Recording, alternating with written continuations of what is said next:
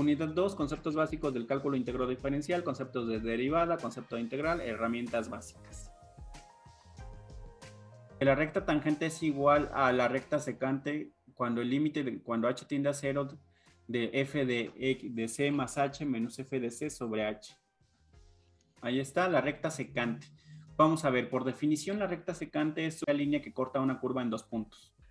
Esta es la secante, la negrita, que corta en P y corta en Q, así pasa la secante. Bien, si se fijan, aquí en el punto P estamos evaluando en C, en el eje X en C, entonces es C, F de C, ¿vale? Y en el punto de en Q, estamos en C más H, y lo evaluamos F de C más H para el eje Y.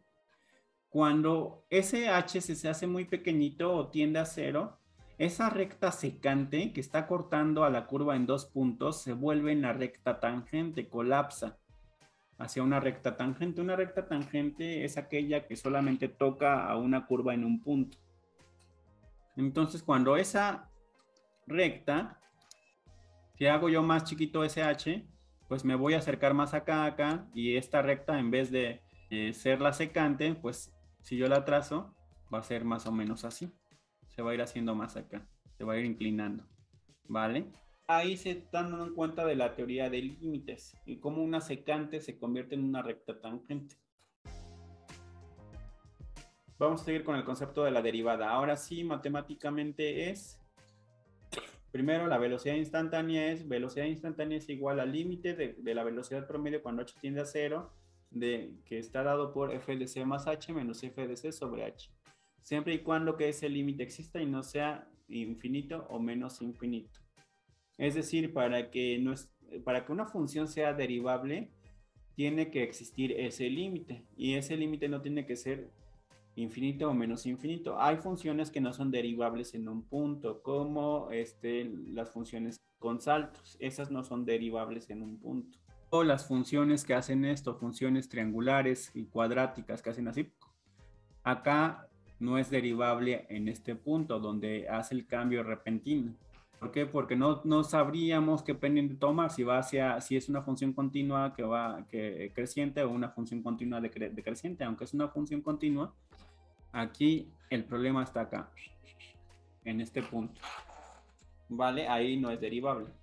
Bien, lo que sí vamos a poder derivar son curvitas de este estilo, así, y continuas, ¿no? O cualquier otra curva. Es así, pero las funciones con saltos o una que se salte misteriosamente desde aquí hasta acá. Estoy hablando que este es mi eje Y y este es mi eje X. Hay algunas funciones que se saltan de aquí, de repente aquí tienen un valor o está en intervalo abierto y acá está, aquí sí lo toca. Y precisamente en los puntos que estoy marcando, pues no sabe si derivar, que le va a tocar arriba o abajo. Entonces ahí son funciones no derivables. Afortunadamente para nuestro curso, todas las funciones que vamos a tocar aquí son continuas y las derivadas existen, lo que nos va a dar cabida a aplicar los métodos numéricos sin problema en ellas, ¿va? Ahora bien, pues hemos visto que la pendiente de la recta tangente y la velocidad instantánea son manifestaciones de la misma idea básica. Otros problemas de la misma idea son tasa de crecimiento de un organismo, densidad de un alambre y velocidad de disolución. En el buen sentido matemático sugiere que estudiemos este concepto independientemente de estos vocabularios especializados y de diversas aplicaciones. Se nombra este concepto derivada. La derivada, pues, de una función f es otra función f', cuyo valor en cualquier número x es f' de x es igual al límite de cuando h tiende a 0 de f de x más h menos f de x sobre h.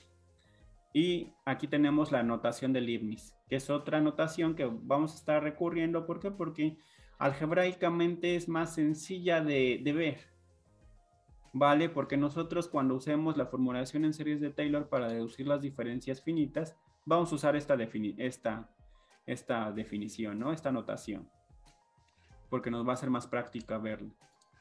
Pero es lo mismo.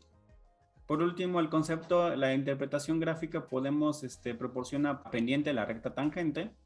Si la derivada es positiva, pues significa que vamos ascendiendo, y si la derivada es negativa, significa que vamos descendiendo. Y si es 0, significa que estamos en un punto de inflexión. Y si ahora sacamos la doble derivada, sabemos que estamos en un máximo o en un mínimo local. Ahora vamos a proceder a programar. Voy a comenzar con el ejemplo de x cuadrada, que aquí yo generé el linspace. Bien, vamos a hacer el ejemplo de la tarea. Voy a tomar x cuadrada porque vamos a trabajar con él para la integral también. Ahora voy a hacer las derivadas analíticas mediante el uso de tablas. Eso está bien fácil, pues solamente es 2x. Le voy a poner, utilizando la tabla o la fórmula f' de u a la x, de x a la u, pues ya sé cuál es la derivada de x cuadrada, es 2x. Se llama la c. Entonces voy a poner la función de x es igual a x cuadrada para mí, que le voy a poner intervalo, que le voy a poner función original, y le voy a poner derivada algebraica, derivada analítica, que es 2x, y vamos a ver derivada numérica. Le voy a poner dn, y le voy a poner x cuadrada, pero esta lleva un h, menos x cuadrada sobre h. Y aquí h. Le voy a poner 0.1. Calcular derivada numérica. Y aquí derivada numérica. Voy a proceder a graficar plt.figure. Le voy a dar un nombre. Le voy a poner derivadas. Función 1. Y le voy a poner plt.plot. Y le voy a poner que voy a graficar x contra f de x. Y le voy a poner acá una label que sea igual a función original. Y acá le voy a poner plt.plot. Ahora va a ser la derivada analítica. Y le voy a poner D1. D1 analítica o derivada analítica. Y ahora le voy a poner plt.legend. Y le voy a poner que log va a ser igual a 0, que es la mejor localización, la va a decidir Python. Y le voy a poner punto y coma, significa que voy a hacer un salto de instrucción. plt.grid. Sin argumentos es un on, ¿vale? Que la voy a poner. Y pues ya la voy a poner. Aquí está. Básicamente lo que hice fue plotear la función original contra su derivada analítica. Lo que me falta hacer es comparar mi derivada numérica. Entonces, pues simplemente como ya la tengo, voy a copiar y pegar. Le voy a poner x dn y le voy a poner derivada numérica. Y acá también además le voy a poner un title, plt.title, y le voy a poner, voy a abrir LaTeX con los signos de pesos, abro las instrucciones de LaTeX. LaTeX es un editor como de ecuaciones, y le voy a poner mi función.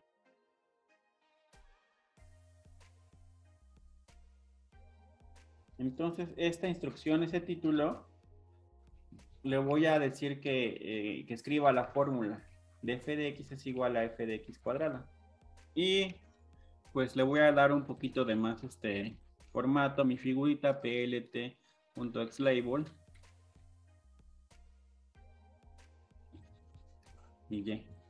Y ahora voy a graficarlo.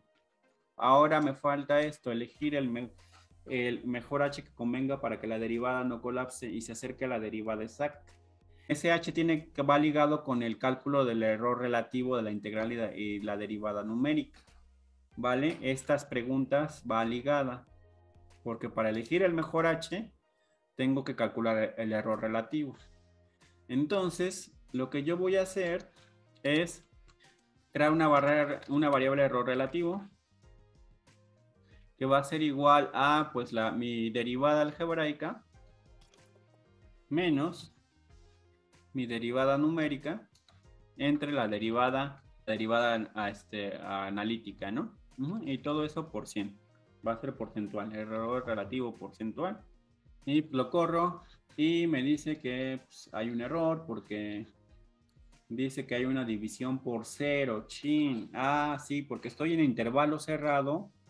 El 0, pues algo aquí me va a quedar la derivada algebraica que está aquí abajo, la derivada analítica, me va a dar 0. Ahí. Ya sé, voy a aplicar una técnica que me gusta de Python. Voy a abrir corchetes, le voy a poner 1, comita, 1 o 2 puntos. Abro corchetes, 1, 2 puntos. Y esos vectores solamente me va a evaluar, ahora me va a evaluar el error relativo, pero sin tocar el 0, desde el valor que está en el índice 1. Lo vuelvo a correr y tarán, ya desapareció. Y ya tengo el error relativo, el vector de errores relativos, ¿no? Que va desde 9.5 hasta 0.5. Tengo un montón de errores, porque estoy evaluando el error en cada punto de esa función, en todo este intervalo. Lo chido es que con esa instrucción de corchetes 1, le estoy diciendo que barra, que haga la operación solamente desde el índice 1 hasta que termina. Y ahora le voy a poner que mi máximo error es igual a, ustedes ya conocen esta instrucción np.max, el valor máximo de error relativo. Y le voy a poner acá print. Lo puedo ver en explorador de variables. Y le voy a poner error máximo. Error máximo en el intervalo. Entonces, ¿cómo sabré que yo ya llegué al h que yo quería o al h que yo como ingeniero voy a evaluar? Ah, bueno, pues simplemente le doy un h más pequeño para disminuir ese error. Entonces le voy a poner 1 por 10 a la menos 5. Ah, mi error ya se fue hacia una 10 milésima prácticamente y mis gráficas ya prácticamente se empalmaron. La derivada analítica y la numérica prácticamente no se ve la diferencia. Vamos a ver el concepto de la integral. Encontrar el área, pues básicamente va a ser de un paralelogramo es base por altura. Si tenemos un área más compleja, pues vamos a subdividir esa geometría compleja, ese polígono complejo en polígonos más sencillos y vamos a sumar todas las áreas. De hecho, pues ahora bien, cuando se trata de regiones o fronteras curvas, pues se complica un poquito, pero básicamente la metodología es el mismo, ¿no? Subdividir un montón, hacer un montón de pequeñas áreas y finalmente sumarlas. Antes de continuar con la determinación del área, pues vamos a tener una metodología, ¿no? Primero vamos a aproximar la región R por medio de n rectángulos, en donde los n rectángulos tomados juntos contengan a R y produzcan un polígono circunscrito, o bien que estén contenidos en R y produzcan un polígono inscrito. 2, vamos a determinar el área de cada rectángulo. 3, vamos a sumar las áreas de los n rectángulos y tomar el límite cuando tengamos muchos rectángulos, es decir, cuando n tiende a infinito. Ahora bien, para la notación sigma hay ciertos teoremas o ciertas que se pueden aplicar, ¿no? Si C es una constante, la suma desde i igual a 1 hasta n de C por AI es igual a, sacamos la C y aplicamos que la suma desde i igual a 1 hasta n de AI, ¿no? Es lo mismo. Bien, el punto 2 y el 3 son la propiedad distributiva de la suma. Prácticamente pasa lo mismo con la derivada. Vamos a explicar un poco más a detalle este ejemplo. Tenemos la curva y es igual a x cuadrada. Tenemos esta curva de la figura de la izquierda. Esta. Vamos a calcular esa área que es R, de esa región. Si estamos en números enteros, solamente tenemos pues 3 divisiones, ¿no? 0, 1 y 2 en el subintervalo. Vamos a hacer más cortitos esos subintervalos y desde x0 hasta xn, ¿no? La idea es hacer más cortitos esos intervalos, estas divisiones. ¿Para qué? Para poder calcular un simple base por altura, que es decir, nuestra área de nuestro rectángulo. Aquí en este caso quedaron polígonos inscritos. ¿Vale? Si se dan cuenta, la base pues no es más que x, por ejemplo, la base aquí, en este ejemplo, aquí, en x1, x2, es x2 menos x1. Y la altura sería evaluar esa función en x1. Esa sería nuestra altura y nos daría esta cosita que está aquí. Esta es la función evaluada en x1. Esa sería la altura. Es decir, básicamente calcular el área bajo la curva con polígonos inscritos es evaluar un base por altura y luego sumarlos todos. Bien, aquí se utilizó los conceptos de sucesión en series infinitas y llegamos a la conclusión de que esa área bajo la curva es 8 tercios y ya. El área por medio de polígonos circunscritos es prácticamente lo mismo, se toma la misma teoría, pero ahora la altura se evalúa en diferente. Si se fijan, ahora en x1 se evalúa en x2. Aquí la altura. Antes se evaluaba aquí, ahora se evalúa acá. Y ya, por eso nos queda así. Muy bien.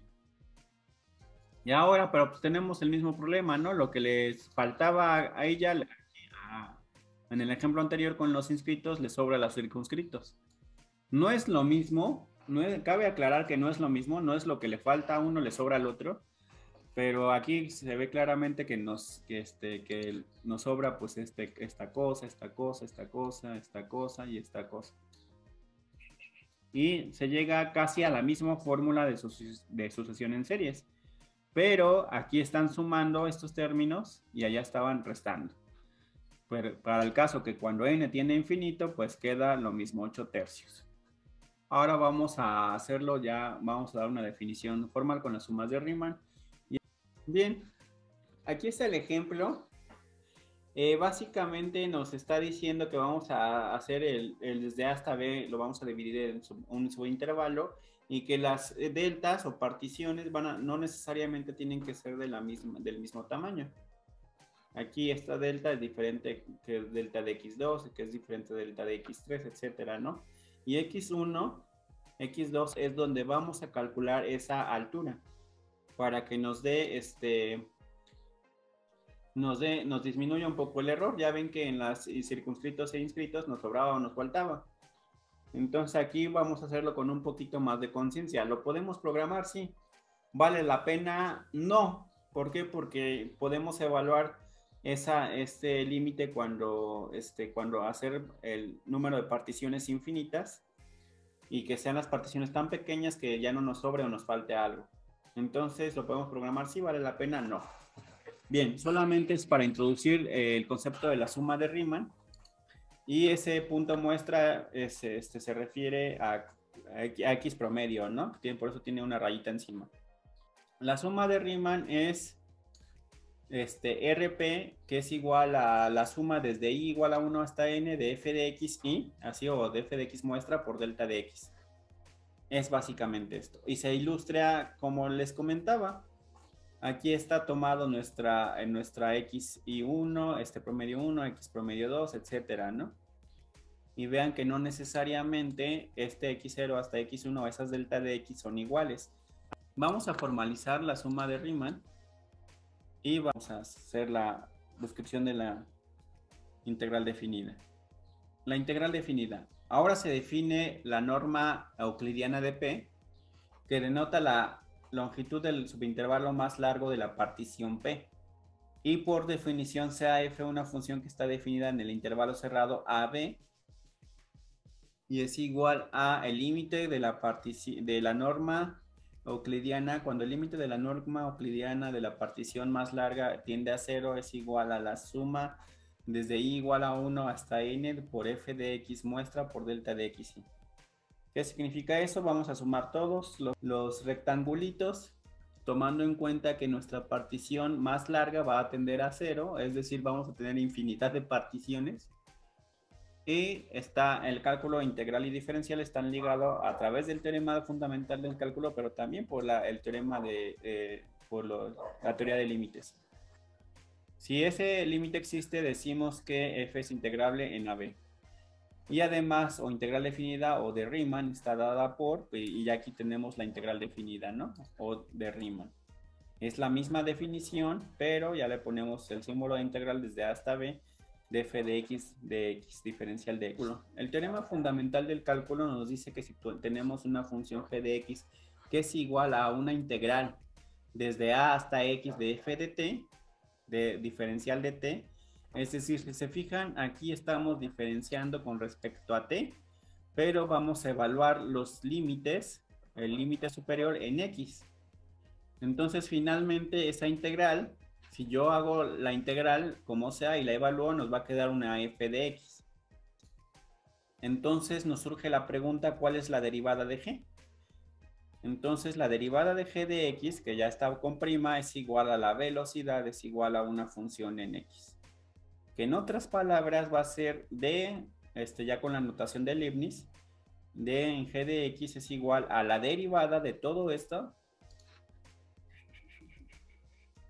y va a ser igual a f de x. Por eso la integral se conoce también como la antiderivada. Se cancelan siempre y cuando la función quede en términos de las funciones de x, ¿no? De lo que yo quiero evaluar.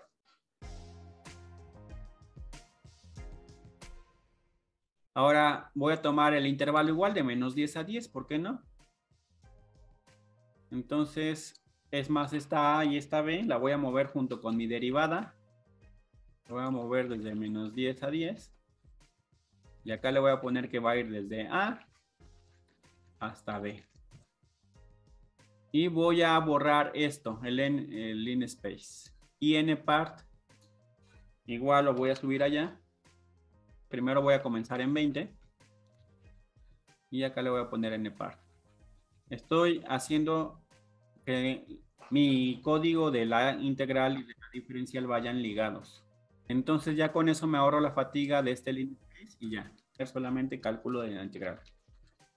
Entonces mi línea 35, mi integral de pues con tablas va a ser b al cubo sobre 3 menos a al cubo sobre 3, ¿no? Aquí ya apliqué la integral definida por tablas. Ahora suma va a ser ese simbolito de suma que yo tenía acá. Y me voy a tomar esta cuando la partición sea más grande, sea igual a 0, pero me voy a enfocar en esto básico, en los polígonos inscritos o circunscritos. Esa suma empieza desde 0. Lo voy a meter a un for y in range desde 0 al número de particiones menos 1, porque mi delta de x corre en i más 1, ¿vale? Porque si no yo me voy a salir del vector. Voy a ejemplificarlo con en el pizarrón. Voy a dejar de compartir. Calcular el área bajo la curva de x cuadrada en menos 10 a 10. Aquí lo voy a hacer de 0 a no sé a 5. Esto va a ser mi intervalo. Luego creé este intervalo con el in space de Python. En mi vector está en los índices. Acá estaría el 0, el 1, el 2, el 3, el 4, el 5 y el 6. El 0 le voy a poner desde A hasta B para que no se confunda. Eso sería. Cuando yo digo que voy a recorrer el número de particiones hasta menos 1 en el ciclo for, es porque tengo aquí 7 particiones. Tengo 7 aquí en el par, va a ser igual a 7 por el line space que yo le di. Esto lo construí con el line space desde A hasta B y con el número 7. Muy bien. Y lo corro, ¿por qué? Porque para calcular mi delta de x, yo siempre voy a ir un paso adelante. Voy a correr desde 0 hasta n par menos 1, pero voy a usar desde esta en x1, esto sería x1, menos x0. Y voy a calcular este tramito, ese delta de x. Para calcular x, la base de mi rectángulo, voy a x2 menos x1. Entonces, la fórmula va a ser x, mi delta de x general, delta de xy, va a ser igual a xy más 1 menos xy. ¿Vale? Entonces, esto es donde siempre voy a ir un paso adelante para calcular esa distancia. Me voy a pasar al Spider. Mi f de x es, mi altura la voy a evaluar en xy más 1 al cuadrado. Y la suma va a ser suma recursiva, es decir, se está sumando sobre ella misma. Suma es igual a suma, que para cuando el for inicia en 0, pues va a valer 0.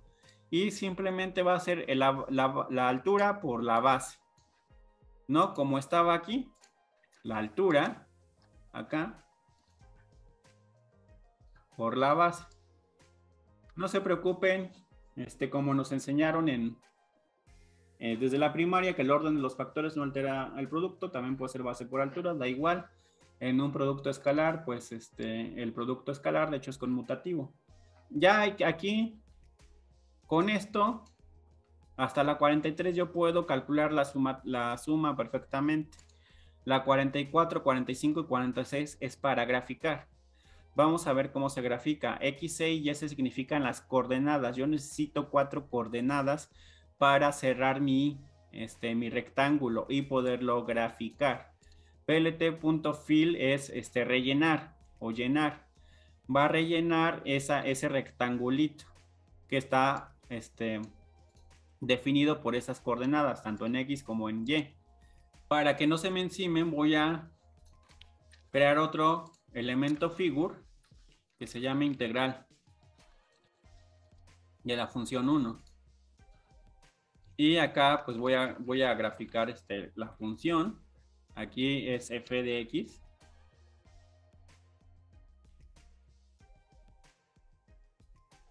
Esta es el área bajo la curva de la función es. Entonces vamos a verlo y ya. Fíjense qué padre. Aquí está el área bajo la curva de la función x cuadrada. Y si se fijan en el intervalo que pertenece a las x negativas, lo graficó con inscritos, y en el intervalo positivo lo graficó con circunscritos. Está bien bonito eso, ¿no? Y eso es porque eso es por donde estoy evaluando mi altura.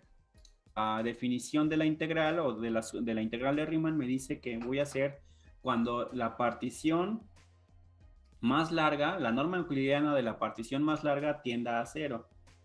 Entonces, pues está medio difícil, ¿no? Eso significa que hagan esa partición más grande, más tan pequeñita como 0. Y eso se consigue, pues, haciendo el número de particiones mucho más, haciendo más particiones.